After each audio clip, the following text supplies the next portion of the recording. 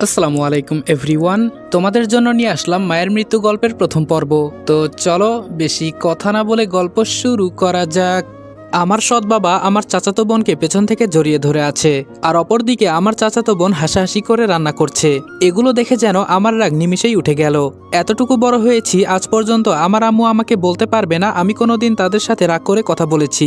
সব সময় নিজেকে শান্ত রাখার চেষ্টা করি, কিন্তু আজকে আমার চোখের সামনে যা হচ্ছে এগুলো দেখে আমার এতটা পরিমাণে রাগ হয়েছে যে মন বলছে ওদের দুজনকে জায়গায় খুন করে ফেলি। হঠাৎ মনে হলো আমার চোখ দিয়ে পানির ফোঁটা পড়ছে। চোখে হাত দিয়ে দেখি সত্যি আমার চোখ দিয়ে পানি পড়ছে। আর পড়বেই বা না কেন? ভালোবাসার মানুষের সাথে কেউ এসব নোংরামি করলে তখন কি আর নিজেকে ঠিক রাখা যায়? আমার এই চাচাতো বোন, ওর নাম মায়া। দেখতে শুনতে একদম পরীর মতো। যে কোনো মানুষ ওকে একবার দেখলে ওর প্রেমে পড়তে বাধ্য। আমি ওকে এই পর্যন্ত 3বার প্রপোজ করেছি, এর বিনিময়ে শুধু থাপ্পড় খেয়েছি। যখনই বলি আমি তোকে ভালোবাসি, অনেক অনেক ভালোবাসি, যা বলার বাহিরে, তখন বলে দেখ তুই আমার চাচাতো ভাই, এর বেশি কিছুই না। আর এটা মাথায় রাখিস আমি তোর থেকে 2 বছরের সিনিয়র। শেষবার যখন বলেছিলাম ভালোবাসার কথা, তখন উত্তরে আমাকে বলেছিল আর কোনোদিন যদি এসব কথা বলিস আমি চাচির কাছে বিচার দিব। আরও নানাভাবে বকা দিয়েছিল। এরপর থেকে আমি ওর পিছু আর নেই না। দূর থেকেই ভালোবাসা সুন্দর। যদি আমার কপালে লেখা থাকে তাহলে একদিন অবশ্যই এই মায়া আমার বউ হবে, এ আশায় দিন যাচ্ছিল আমার। কিন্তু আজকে ভেতরে যা দেখেছি মনটা চাইছে ওদের টুকরো টুকরো করে কেটে ফেলি। আমার সৎ বাবা মায়ের সাথে এখন কি বলবো, বলার মতো ভাষা খুঁজে পাচ্ছি না। এসব দেখতে পারবো না বলে রুমে চলে গেলাম। ওয়াশরুম থেকে চোখে মুখে কিছুটা পানি দিয়ে বিছানার উপর গিয়ে বসলাম। জোরে একটা চিৎকার দিয়ে আম্মুকে ডাক দিলাম। আম্মু তাড়াতাড়ি ভেতরে এসে বলল, কি হয়েছে বাবা, তুই হঠাৎ এভাবে জোরে চিৎকার দিলি কেন? আম্মুর পেছনে পেছনে আমার চাচাতো বোন আর আমার সৎ বাবাও চলে আসলো। তবে মায়া কাপড় ঠিক করতে করতে ভেতরে ঢুকছে, যা দেখে আমার রাগ আরো দ্বিগুণ হয়ে গেল। আমি এবার জোরে চিৎকার দিয়ে বললাম, 10 মিনিট হলো আমি বসে আছি, কিন্তু আমার কফি এখনো আসে নাই। তোমরা সবাই কি করছিলে? আমি কি ঘুম থেকে উঠে এখানে সারাদিন বসে থাকবো নাকি? আম্মু আমার কাছে এগিয়ে এসে বলল, বাবা তোর হঠাৎ কি হয়েছে? আমি সাথে সাথে আম্মুর হাত সরিয়ে বললাম, তুমি ছোবে না আমাকে, আজকে সকালে রান্না করতে কে গিয়েছিল? মায়া ভয়ে ভয়ে বলল, আমি। এবার আমি মায়ের দিকে চোখ গরম করে বললাম, আমি কি এই বাড়ির কাজের ছেলে? আমাকে তোর কি মনে হয়? আর সকালে তুই রান্না করছিলি ভালো কথা, কিন্তু বলতে গিয়েও থেমে গেলাম। দরজার কাছে এবার চাচা চাচিও এসে হাজির। আমার রাগ দেখে সবাই বোকা হয়ে গেল মনে হয়, কারণ কখনোই আমি আমার পরিবারের সাথে এভাবে রেগে কথা বলি নাই। আমার সৎ বাবা এক কোনায় চুপটি করে দাঁড়িয়ে আছে, মনটা চাইতেছে একে ধরে চিবিয়ে খেয়ে ফেলি। এবার আম্মু আমার হাত ধরে বিছানার উপরে বসিয়ে বলল, কি হয়েছে বাবা, আমাকে বল তোর কি হয়েছে? আমি বললাম, সবাইকে যেতে বলো আম্মু। আম্মু ইশারা করতে সবাই বাহিরে চলে গেল। তবে যাওয়ার আগে মায়া আমার সৎ বাবাকে কি জানি ইশারা করলো, তবে আমি এইসব কিছুই বুঝলাম না। আমি যে এগুলো দেখে আর সহ্য করতে পারছি না। আম্মু এবার আমার মাথায় হাত বুলাতে বুলাতে বলল, এতদিন পর আমি আমার ছেলের রাগের চেহারা দেখতে পারলাম। খুব সুন্দর লাগে তুই যখন রেগে যাস। আমি কোনো কিছু না বলে আম্মুকে জড়িয়ে ধরে আর কান্না আটকে রাখতে না পেরে কান্না করে দিলাম। চোখের সামনে যদি নিজের ভালোবাসার মানুষ এসব করে বেড়ায় তখন কেমন লাগতে পারে বলেন? মনে হয় যেন কেউ কলিজায় আঘাত করে চলে গেল। আম্মু এবার হাত দিয়ে আমার মাথার চুল ধরে বলল, কি হয়েছে বাবা তোর, হঠাৎ করে এমন করছিস কেন? আমাকে বল কি হয়েছে? কান্না করতে করতে বললাম, সব শেষ হয়ে গেছে আম্মু, আমার সব শেষ হয়ে গেছে। আম্মু বলল, আরে কি হয়েছে বলবি তো? আমি বললাম, কিছু না আম্মু, তবে আজকে আমার আব্বার কথা খুব মনে পড়ছে। যদি আমার বাবা আজকে বেঁচে থাকতো তাহলে এসব কখনো হতো না। আম্মু বলল, হঠাৎ বাবার কথা মনে পড়লো যে? আমি বললাম, তুমি বুঝবে না আম্মু। চোখের পানি মুছে আম্মুর কোলের উপর শুয়ে বললাম, যদি ওরা নেগেটিভ কিছু করে তাহলে আমি ওদের ছাড়বো না, দেখে নিও তুমি। আম্মু বলল, আরে কি হয়েছে বলবি তো, সেই কখন থেকে উল্টাপাল্টা কি সব বলে যাচ্ছিস। রনি তোর কফি। সামনে তাকিয়ে দেখি মায়া কফি হাতে আমার রুমে হাজির হয়েছে। আম্মু মায়ের হাত থেকে কফির মগটা নিয়ে বলল, আমার ছেলের কথায় রাগ করলি নাকি মা? মায়া হাসি দিয়ে আমার পাশে বসে আমার গাল টেনে বলল, আমি তো আজকে অনেক খুশি হয়েছি। আমার ছোট ভাইয়ের রাগী চেহারাটা দেখতে পেলাম অনেকদিন পর। আম্মুর দিকে তাকিয়ে বললাম, আম্মু এই মেয়েকে এখান থেকে যেতে বলো, আমার মন মানসিকতা এমনি আজকে ভালো নাই, না হলে আমি যা ইচ্ছা তাই করে ফেলবো। মায়া মুখ বাঁকিয়ে বলল, দেখো চাচি আম্মা, তোমার ছেলে এসব কি বলে। আচ্ছা রনি, তুই কি আজকে সকালে গাঁজা খেয়েছিস? আমি আম্মু বলে চিৎকার করে উঠলাম। আমার ধমক শুনে মায়া উঠে চলে যাচ্ছে আর আস্তে করে বলল, হঠাৎ এই ছেলের কি হয়েছে যে সব সময় আমার পেছনে পড়ে থাকে? আর আজকে? মনে মনে বললাম, এটাই কি সেই মায়া যাকে দেখলে আমার বুকের মাঝে ঝড় বয়ে যেত? এটাই কি সেই মায়া যার কথা আমি হাজারবার চিন্তা করে সময় কাটিয়ে দিতাম? আসলে মানুষ ঠিক কথাই বলে, উপরে ফিটফাট ভেতরে সদরঘাট। এই কথার আর কাজের আজকে মিল পেলাম। কিন্তু আমার সৎ বাবা আর মায়া কি করতে চাইছে আমাকে সব জানতে হবে। শুধু জানতে নয়, আমাকে এই রহস্যময় কাহিনী খুঁজে বের করতে হবে, কোনো কিছু হওয়ার আগে হঠাৎ একটা জিনিস চোখে ভেসে উঠল। মায়ার পেটটা কেমন জানি বড় বড় দেখাচ্ছে। কোনোভাবে ও তো আবার ধুর, আমি এসব উল্টাপাল্টা কি চিন্তা করছি। হয়তো তারা প্রেমে লিপ্ত, কিন্তু এসবে নয়। তবে সকালে যা দেখলাম, না না আর মিলাতে পারছি না। আম্মু ধপ করে আমাকে টেনে তুলে বলল, তোর কি হয়েছে রে? একবার রেগে যাস, আরেকবার কান্না করিস, আরেকবার চিন্তায় মগ্ন। এসব কি? হ্যাঁ, সকাল সকাল আমি কি তোর সার্কাস খেলা দেখতে এখানে আসলাম? আর মেয়েটাকে এভাবে বকা দিলি কেন? আমি বললাম, আম্মু আমি এখন কিছু বলতে পারবো না, যাও তুমি গিয়ে তোমার কাজ করো, আমাকে একা থাকতে দাও তো একটু। আম্মু দাঁড়িয়ে বলল, কি ছেলে যে আমি জন্ম দিলাম, না কিছু বলে না কারো কথা শুনে। আচ্ছা তুই থাক, আমি গেলাম, যদি কিছু লাগে তাহলে আমাকে বলিস কেমন, আমি এনে দিব। আর সাবধান, কাউকে বিরক্ত করিস না। এই বলে আম্মু আমার রুম থেকে বের হয়ে গেল। আসলে আমাদের দুই পরিবার মিলে একই বাসায় থাকি। আমার চাচার 3 মেয়ে, একজনের বিয়ে হয়ে গেছে, আর ছোটজন বিদেশে পড়াশোনা নিয়ে বিজি। আর মায়া হলো 2 নাম্বার। আমি আমার বাবা মার একমাত্র সন্তান, খুব আদরের। এখনো আম্মু আমাকে অনেক আদর করে। তবে আমার আসল বাবা রোড অ্যাক্সিডেন্টে মারা যায়। এরপর আম্মু মানসিকভাবে ভেঙে পড়ে। কয়েকদিন যেতে না যেতেই হঠাৎ একদিন আমি কলেজ থেকে এসে শুনি আম্মু নাকি বিয়ে করে স্বামী নিয়ে এসেছে। যতই হোক উনি আমার মা, তাই সেদিন কিছু বলি নাই। উনি সুখে থাকলেই আমিও সুখী। আমার সৎ বাবা, তার বয়স মূলত আমার থেকে 4 কি 5 বছর বেশি। আবার তিনি একটু হুজুর টাইপের।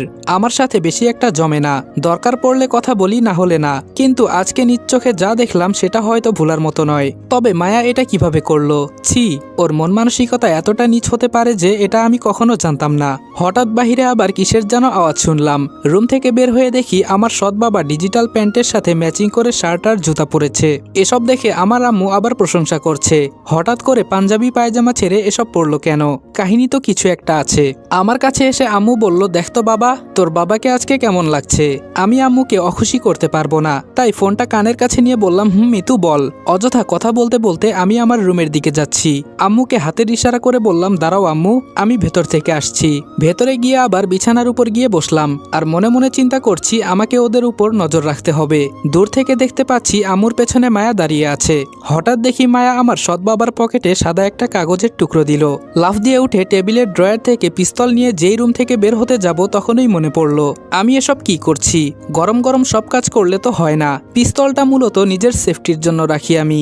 ফোনটা বের করে মিতুকে কল দিলাম। মিতু হলো আমার বেস্ট ফ্রেন্ড। ও আমাদের এখানকার সরকারি হাসপাতালের একজন ডাক্তার। আমার আরেকজন বেস্ট ফ্রেন্ড হলো রিপন। আমি যদি জীবনের বেশিরভাগ সময় কাটাই তাহলে হিসাব করে দেখা যাবে ওদের সাথে জীবনের আনন্দময় মুহূর্তগুলো কাটিয়েছি। আর রিপন হলো একজন কৃষক। ওর সম্পর্কে এখন বলবো না, সাথে থাকেন জানতে পারবেন। মিতু ফোন রিসিভ করে বলল, লাভু বল। মিতু আমায় এই নামেই বেশি ডাকে। আমি বললাম, আচ্ছা মিতু, আমি যদি 2 জন মানুষকে খুন করি তাহলে আমার কি সত্যি সত্যি জেল হবে নাকি ফাঁসি? ফোনের ওপাশ থেকে মিতু হাসতে হাসতে বলল, খুন? তাও আবার তুই?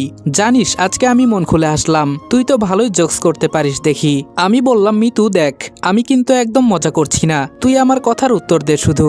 মিতু বলল, দেখ ভাই, তোর আজাইরা পেঁচালের উত্তর আমি দিতে পারবো না। এবার আমি মন খারাপ করে বললাম, থাক তুই, তোর বলতে হবে না। দেখিস সত্যি আমি একদিন ওদের খুন করব। শুধু আমার সাথেই কেন এমন হয়? কি অপরাধ করেছি আমি? মিতু বলল, রনি, এই রনি, তোর কি হয়েছে বলতো হঠাৎ করে? আমি বললাম, কি বলবো, অনেক কিছু হয়েছে। মিতু বলল, আচ্ছা তাহলে হাসপাতালে চলে আয় রিপনকে নিয়ে, আমার হাতে কিছু কাজ আছে, আগে কাজটা শেষ করি। ফোনটা কেটে দিলাম। আচ্ছা, সকালে কি আমার চোখের দেখা ভুল ছিল? হতেও পারে, আবার নাও হতে পারে। কিছুক্ষণ পর আম্মু ডেকে বলল নাস্তা করতে। রুম থেকে বের হয়ে টেবিলে গিয়ে বসতেই চাচা বলল, কি ভাতিজা, হঠাৎ এত রেগে গেলে কেন? আমি মাথা নিচু করে বললাম, এই তো চাচা, এমনি একটু মজা করলাম। চাচি আম্মা সবাইকে খেতে বলে আমাকে বলল, রনি, তোর বড় বোনের জন্য একটা সম্বন্ধ এসেছিল, তুই একটু খোঁজ খবর নিয়ে দেখিস তো। চাচির বলা কথাটা শুনেই যেন আমার বুকের ভেতরে একটা মোচড় দিয়ে উঠল। হাত থেকে রুটিটা নিচে পড়ে গেল। মায়া আমার দিকে তাকিয়ে একটা হাসি দিয়ে ইশারা করে বলল, সব কিছু ঠিক হয়ে যাবে। আর তোর আমাকে নিয়ে এত চিন্তা কেন? আম্মু আমার কাছে এসে বলল, কি হয়েছে বাবা তোর? টেবিলের নিচ থেকে রুটিটা নিতে গিয়ে দেখি মায়ের দেওয়া চিঠিটা সৎ বাবার পকেটে ভেসে আছে। হালকা করে দেখা যাচ্ছে আজকে পা, শুধু এই পর্যন্ত দেখতে পেলাম। মনে মনে আন্দাজ করে নিলাম হয়তো পার্কে ঘুরতে যেতে বলেছে। রুটিটা রেখে বললাম, আম্মু আমি আজকে কিছুই খাবো না, আমি হাসপাতালে যাব একটু। পেছন থেকে আমার সৎ বাবা ডেকে বলল, রনি, এদিকে আসো তো একটু। কি আর করার, ভদ্রতার খাতিরে গিয়ে উনার সামনে দাঁড়ালাম। সৎ বাবা আমার হাতে 1000 টাকার একটা লম্বা নোট দিয়ে বলল, যাও এনজয় করো। আমি আর না দাঁড়িয়ে রুমে চলে যাচ্ছি। পেছনে দাঁড়িয়ে দাঁড়িয়ে আমার আম্মুজান হাসছে। রুমে গিয়ে পিস্তলে দুটো গুলি লোড করে নিলাম, আর একটা ছোট চাকু হাতে নিলাম। দরজা দিয়ে বের হতেই পেছন থেকে আম্মু বলল, তাড়াতাড়ি বাসায় আসবি, এত আড্ডা দিবি না কিন্তু। বাসা থেকে বের হয়ে কিছুটা দূরে যেতেই মনে হলো যেন কেউ আমার পিছু করছে। আমার জানা মতে আমার কোনো শত্রু নেই, তবে কে আবার আমার পিছু করবে? হয়তো এটা আমার মনের ভুল, তবে সন্দেহজনক মনে করে পেছনে তাকিয়ে কোনো কিছুই দেখতে পেলাম না। রিপনদের বাড়ির কাছে আসতেই অনেকগুলো ছেলে এসে আমাকে ধরে গাড়ির ভেতরে নিয়ে গিয়ে ইচ্ছামতো মারতে লাগলো। আমি যে কাউকে আটকিয়ে বলবো আমাকে মারার কারণ কি, সেই সময়টাও আমাকে দিল না। আমাকে প্রায় আধা ঘন্টা মারার পরে একটা ছেলে আমাকে উদ্দেশ্য করে বলল, তোরে এমনি মারি নাই, আমাদের টাকা দেওয়া হয়েছিল এজন্য মারলাম, আর তোকে তোর আপনজনেই মারতে বলেছে। ছি, এমন আত্মীয় স্বজন থাকার চেয়ে না থাকাই ভালো। এগুলো বলে ছেলেগুলো চলে গেল। আমি রাস্তার পাশে পড়ে আছি। হঠাৎ দেখি রিপন একটা লাঠি নিয়ে কোথায় যেন যাচ্ছে। আমি হাত দিয়ে ইশারা করলাম। রিপন আমাকে দূরে থেকে দেখে দৌড়ে এসে আমাকে ধরে বলল, বন্ধু তোর কি হয়েছে? আমি হাতে ইশারা করে বললাম, এখন আমি কিছু বলতে পারবো না, আমাকে আগে হাসপাতালে নিয়ে যা। আমার কথা মতো রিপন তাই করলো, কিন্তু আমি আর চোখ খুলে রাখতে পারলাম না। আপনা আপনি আমার চোখ বন্ধ হয়ে গেল। যখন আমার জ্ঞান ফিরল তখন তাকিয়ে দেখি আমার পাশে মিতু আর রিপন বসে আছে। মিতু আমার দিকে এগিয়ে এসে বলল, তাহলে শেষমেশ তোর জ্ঞান ফিরল? আমিও মজা করে বললাম, কেন, তুই কি চাইছিলি আমি মারা যাই? মিতু রাগী চেহারা নিয়ে বলল, কি হয়েছে কাহিনী বলতো, আর এসব ফালতু কথা রাখ। রিপন আমার দিকে তাকিয়ে বলল, আমাদের এখানের ছেলেপেলে কি তোরে? আমি বললাম, আরে না রিপন, ওদের কি সেই সাহস আছে আমাকে মারার? এখানে কাহিনী তো কিছু আছেই, তা আমাকে খুঁজে বের করতে হবে। ও শিট, আমি তো ভুলেই গেছি। রিপন আমাকে একটা সাহায্য করতো। রিপন বলল, বল কি করতে হবে। আমি রিপনকে সবকিছু বুঝিয়ে পাঠিয়ে দিলাম। মিতু এবার আমার দিকে তাকিয়ে বলল, তোর কি হয়েছে সত্যি করে বলতো। আবার মায়া তো তোরে আবার। আমি হাসি দিয়ে বললাম, আমার কপালে সুখ নাই রে, সব শেষ হয়ে গেছে আমার। মিতু বলল, আরে কি হয়েছে বলবি তো। আমি বললাম, বললে কি তুই বিশ্বাস করবি বল? জানি বিশ্বাস করবি না, তাই বলেও লাভ নেই। মিতু বলল, আরে বল না। আর তোরে কে মারলো আমাকে শুধু একবার বল, পরে দেখ আমি কি করি। সকালে কি কি হয়েছিল আমি মিতুকে সব বুঝিয়ে বললাম। আমার কথা শুনে মিতু উল্টা হাসতে হাসতে গড়াগড়ি খাচ্ছে। আমি রাগী চেহারা নিয়ে তাকিয়ে বললাম, মিতু। মিতু এবার হাসি থামিয়ে বলল, তোর কি মাথা খারাপ হয়ে গেছে? আমি জানি তোর সৎ বাবাকে তোর পছন্দ নয়, শুধু তুই আন্টির কারণে কিছু বলিস না, তাই বলে তুই তোর ভালোবাসার নামে এসব উল্টাপাল্টা কথা বলতে পারলি? আমি জানি মায়া কতটা ভালো একটা মেয়ে, যে মেয়ে কিনা কোনো বাহিরের ছেলের সাথে কথাই বলে না, আবার সেই মেয়ে এসব করবে? তুই বললি আর আমি বিশ্বাস করে নিলাম। এটা তো হতে পারে না কোনোদিনই। আর তোর সৎ বাবা যিনি 5 ওয়াক্ত নামাজ পড়েন, তার সম্পর্কে এসব কিভাবে বলতে পারলি? একটুও কি তোর মুখে বাঁধলো না? আমার মনে হয় কি তুই এক ঢিলে তুই পাখি মারতে চাস, তাই না? এখন মায়া তোকে পাত্তা দেয় না, আবার তোর সৎ বাবাকে তোর পছন্দ না, তাই দুজনকে একসাথে ফাঁদে ফেলে তুই মজা নিতে চাস। আমি যদি ভুল কিছু না বলি তাহলে এটাই হলো আসল সত্যি কথা। এই বলে মিতু কথা বলা বন্ধ করলো। আমি মিতুর দিকে তাকিয়ে একটা হাসি দিয়ে বললাম, একটা কথা কি জানিস, বিপদের সময় সবাই পর হয়ে যায়, আজকে তুইও তা বুঝিয়ে দিলি। আমি যে তোর বেস্ট ফ্রেন্ড তার কোনো দামই নেই তোর কাছে। পকেট থেকে মানি ব্যাগ বের করে 1000 টাকা বেডের উপর রেখে বললাম, তোর হাসপাতালের বিল, আমি আসি, তুই ভালো থাকিস। এই বলে যে বেড থেকে উঠবো অমনি মিতু আমার হাত ধরে চোখ গরম করে বলল, এখানে চুপচাপ শুয়ে থাক, যদি বেশি নড়াচড়া করিস তাহলে কিন্তু আন্টিকে বলে এমন মায়ের খাওয়াবো না জীবনেও ভুলবি না। আমি আর কিছু না বলে বেডের উপরে বসে বললাম, আমি মানুষটা বেশি ভালো না, না হলে শুধু আমার সাথেই কেন এমন হয়? আমি কি কারো কোনো ক্ষতি করেছি নাকি? মিতু আমাকে বসিয়ে রেখে বাইরে চলে গেল। কিছুক্ষণ পর একটা ঠান্ডা লাচ্ছি আমার হাতে দিয়ে বলল, আগে এটা খা, খেয়ে মাথা ঠান্ডা কর, ভেবে চিন্তে সবকিছু করতে হবে। আমি জানি তুই কখনো আমাদের সাথে মিথ্যা কথা বলিস না, কিন্তু আজকে তুই যেই অভিযোগ করলি না সেটা বিশ্বাস করতে একটু কষ্ট হচ্ছে। হঠাৎ দেখি রিপন ফোন করলো। ফোনটা রিসিভ করতেই রিপন বলল, রনি তোর কথাই ঠিক, কিন্তু আমি তো এদের চিনতে পারছি না, ওরা তো গার্লফ্রেন্ড বয়ফ্রেন্ডের মতো চিপাই গিয়ে। হাত থেকে মোবাইলটা রাগে আছাড় দিয়ে নিচে ফেলে দিলাম। ফোনটার সাথে সাথে 2 টুকরো হয়ে 2 দিকে ছিটকে পড়ে আছে। পেছন থেকে পিস্তলটা বের করে বললাম, আজকে আমি এদের কাউকে ছাড়বো না, আজকে ওদের একদিন কি আমার যতদিন লাগে। মিতু আমার হাতে পিস্তল দেখে ভয় পেয়ে আমাকে জড়িয়ে ধরে বলল, রনি দেখ, এমনি তোর শরীর ভালো না, এখন এসব উল্টাপাল্টা কাজ করিস না, আমরা ইচ্ছা করলে ঠান্ডা মাথায় সবকিছু করতে পারি। আমি বললাম, মিতু তুই আমাকে ছাড়, আমি ওদের খুন করব আজকে। মিতু বলল, আমাদের ফ্রেন্ডশিপের কসম, তুই এখান থেকে কোথাও যাবি না। মিতুর কথাটা শুনে আটকে গেলাম। মিতুকে ছাড়িয়ে পিস্তলটা রেখে বললাম, জানিস একটা ছেলে কখন হাতে পিস্তল তুলে নেয়? যখন দেখে তার চারপাশে সবাই শত্রু হয়ে দাঁড়িয়ে আছে, বাঁচার মতো কোনো পথ খোলা থাকে না, তাই শেষ কোনো উপায় খুঁজে না পেয়ে এই কাজটাই করতে হয়। মিতু বলল, তাই বলে তুই কারো খুন করবি? তাহলে তুই ফোনে যা কিছু বলেছিলি সব সত্যি কথা, আমি বললাম মিতু আমাকে একটু বাসায় দিয়ে আসবি? মিতু বলল এখন না, বিকেলে যা। এই নিয়ে রিপন আবার আমাকে কল দিয়েছে। মিতুর কাছ থেকে ফোনটা নিয়ে বললাম রিপন বল। রিপন বলল আরে শালা সেই কখন থেকে তোকে ফোন দিচ্ছি, কিন্তু তোর নাম্বার বন্ধ বলছে। এখন কি আমি দাঁড়িয়ে দাঁড়িয়ে এসব দেখবো নাকি? আমি বললাম তুই এখন বাসায় চলে যা। রিপন বলল বললি না তো ওরা কারা? আমি বললাম পরে বলবনি, এখন তুই বাসায় চলে যা, এখানে আর আশা লাগবে না, আমার সাথে মিতু আছে। রিপন বলল আচ্ছা তাহলে আমি গেলাম। আর তুই বললি না তো তোকে কে মেরেছে? ঠিক আছে বলাও লাগবে না, আমি সবকিছু খুঁজে বের করে নিব। এই বলে রিপন ফোনটা কেটে দিল। মিতু আমাকে আবার প্রশ্ন করলো কিরে কি বলল রিপন? আমি বললাম কিছু না। মিতু বলল রাগ করলি আমার উপর? আমি বললাম এখানে রাগ করার কি আছে। এবার মিতু আমার গাল টেনে বলল আরে আমি তো মজা করছিলাম। আচ্ছা এখন বল তাহলে তুই এখন কি করতে চাস? আমি বললাম কিছুই করব না, আমি মারা যাব, ঠিক আছে? যত সব ফালতু প্রশ্ন করিস। এখন আমাকে বাসায় রেখে আসবি নাকি একা একাই আমাকে যেতে হবে বাসায়? মিতু বলল চলেন সাহেব, আর রাগ করতে হবে না, এখানে সব ঔষধপত্র আছে, সময় মতো সবকিছু খাবি, তাহলে অবশ্যই ভালো হয়ে যাবি। মিতুর পার্সোনাল মাইক্রোতে উঠে যেতে লাগলাম। হঠাৎ দেখি রাস্তায় ইয়া বড় লম্বা একটা জ্যাম লেগে গেছে। পুলিশ সেনাবাহিনী মিলে রাস্তার গাড়িগুলো সাইড করছে, আর ভেতরে দিয়ে শুধু মাইক্রো আর মাইক্রো যাচ্ছে। মিতুকে জিজ্ঞেস করলাম কিরে এখানে কে আসছে আজকে, যার কারণে এত জ্যাম? মিতু বলল শুনলাম একটা মেয়ে আসবে নাকি, এর বেশি কিছু জানি না রে, থাকবে আমাদের কি। অনেকক্ষণ পর জ্যাম শেষ হলো। বাসার সামনে গিয়ে গাড়ি থেকে নামতেই মিতু আমাকে ধরে দরজার কাছ পর্যন্ত নিয়ে আসলো। কলিং বেল বাজতেই আম্মু এসে দরজা খুলে দিল। আম্মু আমার এই অবস্থা দেখে কান্না করে দিল। আমাকে জড়িয়ে ধরে নানা ধরনের প্রশ্ন করতে থাকে, আমার কি হয়েছে, কে মেরেছে, ইত্যাদি ইত্যাদি। আম্মুকে কোনো রকম চুপ করিয়ে রুম পর্যন্ত গেলাম। বিছানার উপর শুয়ে পড়তেই আম্মু মিতুকে বলল আমার এসব কি করে হলো। মিতু আম্মুকে 2 পাঁচ বুঝিয়ে দিল। কিছুক্ষণ পর মিতুও চলে গেল। বেচারি সরকারি চাকরি করে, তাই সময় কম থাকে ওর হাতে। আম্মুকে প্রশ্ন করলাম বাসাটা যে আজকে খালি খালি লাগছে, বিষয়টা কি আম্মু? আম্মু আমার মুখে খাবার তুলে দিয়ে বলল তোর চাচা আর চাচি কক্সবাজারে বেড়াতে গেছে, আমাদের সবাইকে যেতে বলেছিল, কিন্তু আমি গেলে তোকে দেখবে কে, আর মায়াও নাকি অসুস্থ, তাই যেতে পারে নাই। তোর বাবার সাথে মায়া মার্কেট করতে গেছে, তোকে বললে তো তুই না করে দিস, এজন্য মায়া আজকে তোর বাবাকে বলল। আমিও বলে দিলাম মেয়েটা কতদিন হলো বাসা থেকে বের হয় না, এজন্য যেতে বললাম। আম্মুর কথা শুনে মনটা চাইছে নিজের মাথা নিজেই ফাটিয়ে ফেলি। এই খেলাটা আর বেশি দিন চলতে দেওয়া যাবে না, তাড়াতাড়ি আমাকে কিছু একটা করতেই হবে। খেয়ে দিয়ে ঘুমিয়ে পড়লাম। যখন ঘুম ভাঙলো সামনে তাকিয়ে দেখি মায়া আমার সামনে বসে আছে। আমার ঘুম ভেঙে গেছে দেখে মায়া বলল কি রে রনি, তোর এই অবস্থা হলো কি করে?